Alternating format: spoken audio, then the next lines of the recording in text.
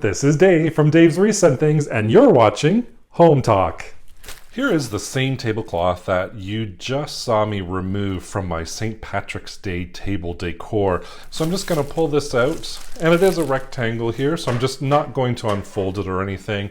And I'm going to grab a nice good pair of scissors, and I'm just going to estimate my center point, and then I am just going to cut right down the center. Now I have my two pieces here, so I'm going to take one of them and I'm going to cut that right in half as well. So just do the same thing, cutting it in half. And now these two end pieces, they have folds at the corners. So I'm just going to look in here, find my center, open that up, and then I'm going to follow that line with another cut right down the center. So now in total I have 6 little piles here, and my one last step is I'm just going to fold it over, find the middle, and just give it a little cut right there. So each piece is roughly maybe about 1.5 inches by maybe 6 inches, somewhere around there. So here's my little piles that we're going to start with, and I also cut out some white ones and some yellow ones as well.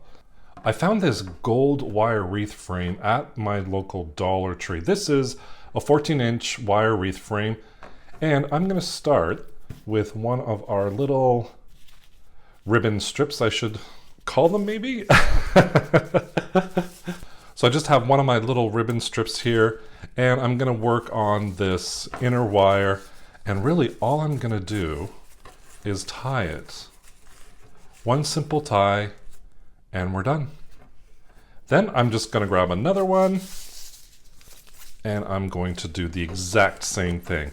So all I'm doing is I'm feeding it underneath, making sure that wire is behind, crossing it over. It's like tying your shoe, that first step for tying your shoe. And then I'm just going to tie it, and I'm going to push it to the side. I have got about 10 of my little green strips already attached on here, and I'm going to add some white and some yellow every now and then just to kind of break up all of that green. So I'm going to do the exact same thing with my yellow and with my white strips. I'm just going to come in using that same wire and just really simply tying it and pushing it together.